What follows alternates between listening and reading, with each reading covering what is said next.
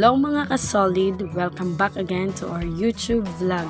So kung hindi ka pa nakapag-subscribe, please click the subscribe button below.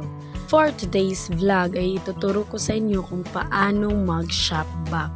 So kung ikaw ay mahilig sa Shopee, Lazada, Zalora, Foodpanda, Grab, or anything na online shopping, bagay na bagay po sa iyo. First is, punta muna tayo sa Play Store.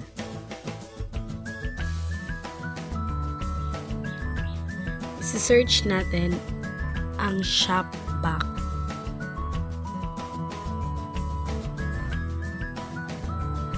So, ito yung apps niya.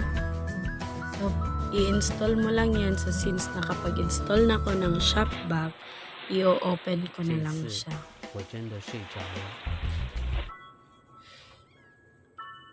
So, ito yung lalabas. Yan. So, pag bago ka pa lang sa Shopback, click account, and then click sign up. So, bago tayo mag-sign up, tingnan muna natin kung paano ba ang Shopback. So, how to earn your first cashback. So, you may like this. You sign up and refer friends. So, pwede kang mag-refer using your link. Tap to shop on favorite store and then get your Shopback. So, sign up muna tayo. Yan. So, you can enter your email address here. Ito. Lagay mo ang email address mo dyan.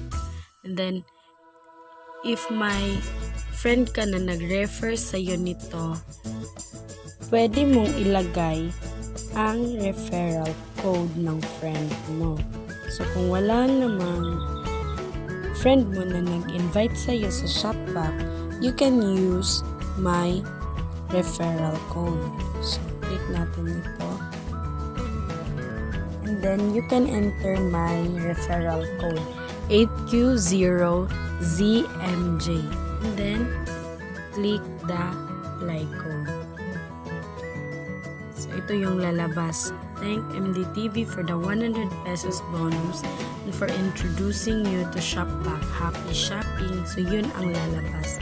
Click continue. So, meron ding ibang options to sign up. Pwede ring i-click mo diretso yung continue with Facebook. So, para Facebook na lang yung gagamitin mo to sign up. The next is click the I agree to Shopback terms and conditions and privacy policy. Pagkatapos mo nang i-check ang I agree to Shopback's terms and conditions, pwede mo nang i-click ang create new account. Yan. Next is ilagay mo yung display name mo. Ikaw yung bahala kung ano ba yung gusto mong display name. So next is i-input mo na rin yung phone number mo for the verification code. Nandito na tayo ngayon sa dashboard ng Shopback. Ganito yun. Paano ba tayo makaka-earn through Shopback? Every time na magsha-shopping tayo online using the Shopee, Lazada, Zalora, or any application na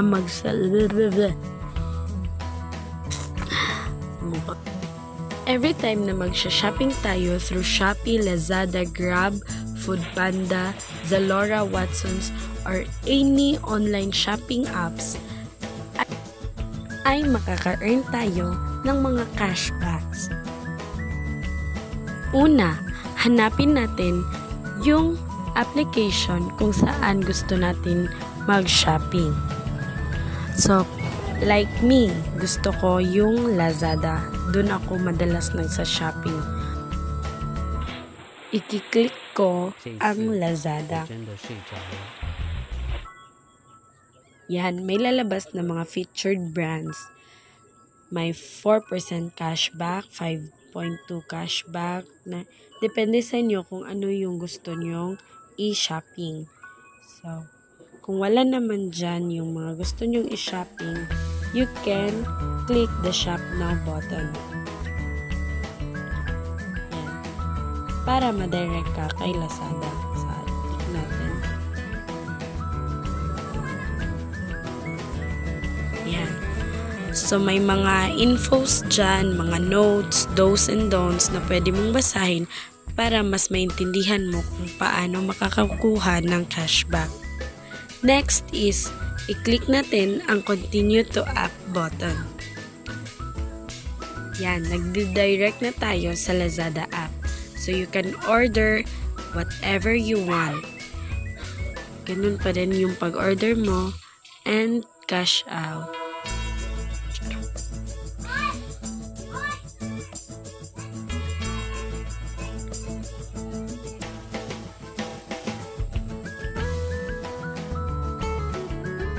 Next way to earn in Shopback is through referral or reward code.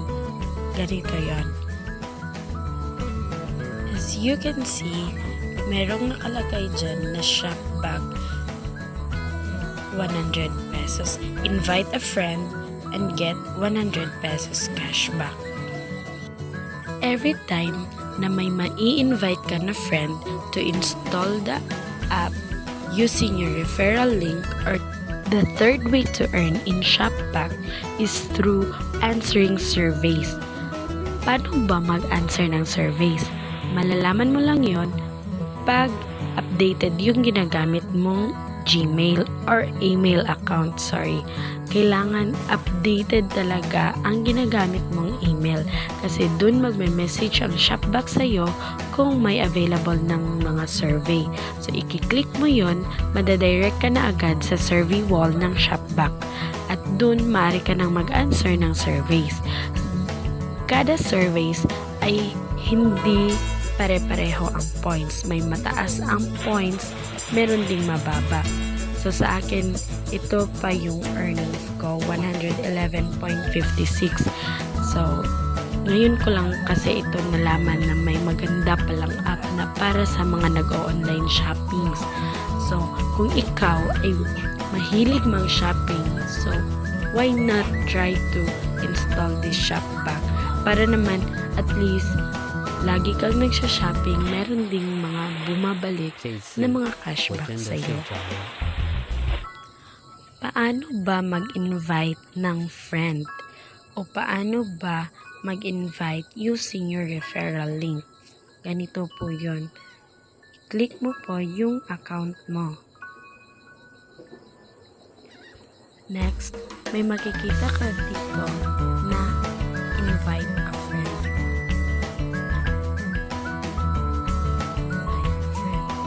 I-click mo po yan. At dyan, lalabas yung mga referral links mo. You can share your links through Facebook, Messenger, email, Telegram, or just simply copy your referral code and post it to any sites na gusto mong i-share. So, paano mo ba makukuha yung reward? How it works. First is share your link code, yung sinabi ko kanina. Add your withdrawal details kung saan mo kukunin pag mag-withdraw ka na, saan mo kukunin yung pera. Next is sign up with your link or code. So, yung friend mo, ito, si friend mo, kailangan mag-sign up siya using your link or your code. Tapos, sa personal information nila, add their withdrawal details. So, saan ba nila gustong kunin yung mawi-withdraw nilang pera sa Shopback.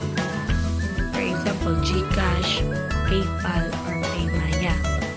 And then next, kailangan they spend 300 and their cashback is confirmed. So, kailangan kailangan mag-spend sila, mag-order sila, mag-shopping sila ng at least 300 para ma-confirm yung cashback nila.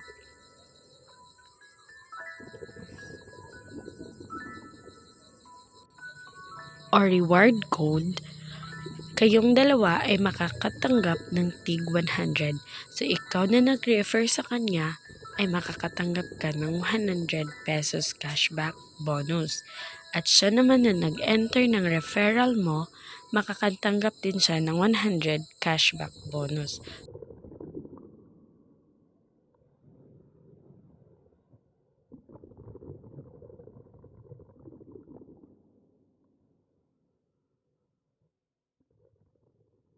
So, diba, ang ganda. Lastly, paano ba ang pagwe-withdraw kay Shopback? So, ganito yon. Let's go sa personal information mo. Click natin yung personal information. So, ganito. Kailangan mong i-verify ang account information mo. Like this. First, ito ang email account mo. So, kailangan mo yung i-verified. May steps din dyan para ma-verified mo. Shopback will help you. So, next is your phone number. Kailangan din ma-verified. Then, lagay mo kung ano ka ba, yung kasarian mo, female or male. Then, birthday. Tapos, address. Next is your zip code. So, pag okay na yan, balik tayo. Kapag verified na ang iyong account, dito na tayo. Bago ka makapag-withdraw is kailangan mong maka 200 pesos. So, diba 4 pesos pa lang yung available to withdraw ko. So, ano naman tong lifetime earnings na nakalagay dito? So, ito yung may invite akong isa. So, pag makapag-order na siya, yung sinabi ko kanina na 300, spend 300 pesos through online shopping, bago siya ma-generate dito sa available to withdraw. Pag aabot na ng 200 pesos ang available to withdraw ko, meaning pwede ko na siyang i-withdraw. So, let's click the withdraw cashback. So, ayan. Ang ginagamit ko is e-wallet transfer. Pwede din namang bank transfer. Pero mas prefer ko yung e-wallet transfer. At ang ginamit ko ay GCash account. So, pwede ka ring mag-add ng e-wallet kagaya ng PayPal or Paymaya. Nakasaad dito na withdrawal amount required is 200 pesos. So, pag aabot na ng 200 pesos, pwede mo na siyang i-withdraw at papasok na siya sa GCash, PayPal, or Paymaya mo. Depende kung saan mo siya gustong ipasok. That's all mga kasolid. Sana may natutunan kayo at sana nagustuhan nyo ang vlog na ito. Kung nagustuhan nyo ang video na ito, please don't forget to like, comment, share, and subscribe.